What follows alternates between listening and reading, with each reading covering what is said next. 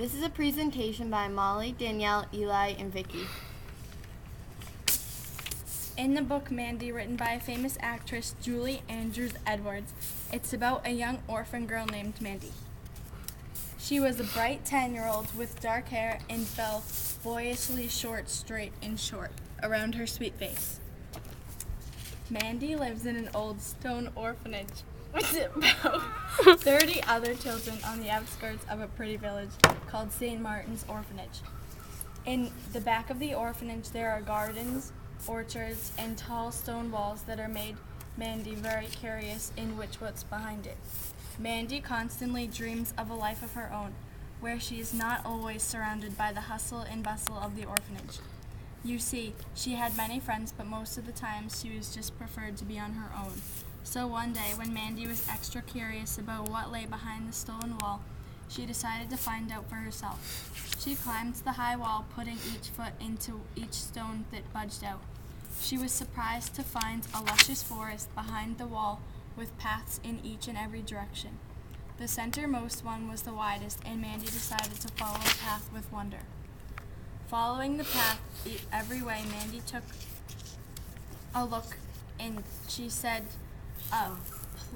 she saw a plethora of trees and animals gazing at her with a sense of fear and wonder. Towards the end of the path, Mandy stumbled upon an old cottage that looked ragged and somewhat uncared for in quite some time. Deep inside the house, Mandy found empty, bare rooms with cabinets. The little cottage then became Mandy's project, her secret project. She told herself that she would not tell anyone, even in the greatest amount of pressure. This will be her secret. Each and every day after school, Mandy gathered tools and items for her project and made her way to the cottage. She made it her home and to get away.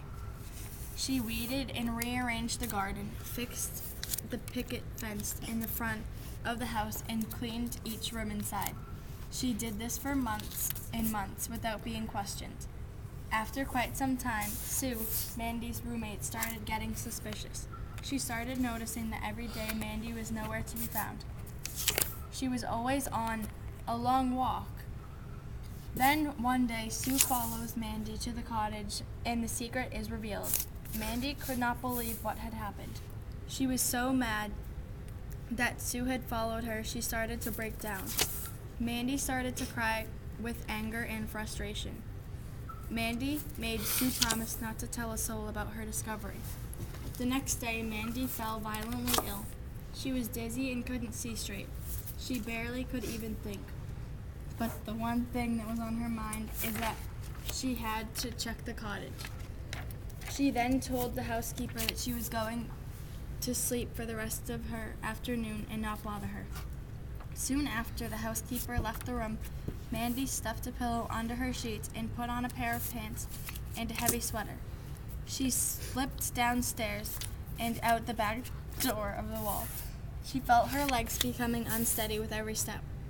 It was pouring rain and thunder and lightning, but nothing stopped Mandy from going to her beloved cottage. She climbed over the wall, finally realizing just how tall the wall actually was. She hazily made her way to the cottage, fighting the wind and rain. She got to the cottage and instantly was tired out and out of breath from her travel. Her chest hurt more than ever after running the last 5 or so yards to the cottage. She thought that she could just rest for a while and wait for the rain to stop and check on everything then, and shortly make her way back to the cottage. But she was just tired to do anything now. But Mandy was very sick and knew she was not going back to the cottage for quite some time. But she would have to make her way back sooner or later.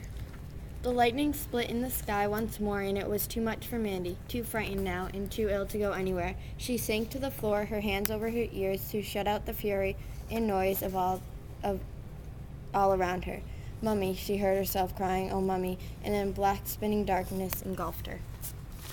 Back at the orphanage, when the housekeeper went to awaken Mandy, she found she was gone.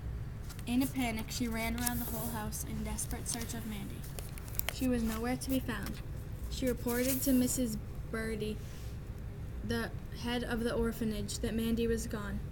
Mrs. Birdie didn't know what to do. She did not know whether to call the police or not. Because this was Mandy's secret, will she ever be found? Will Mrs. Birdie ever discover that Mandy's in the cottage, or will Mandy be left in the cottage to suffer with no help? Who will come to Mandy's rescue? Or, most importantly, who will save her life? The end.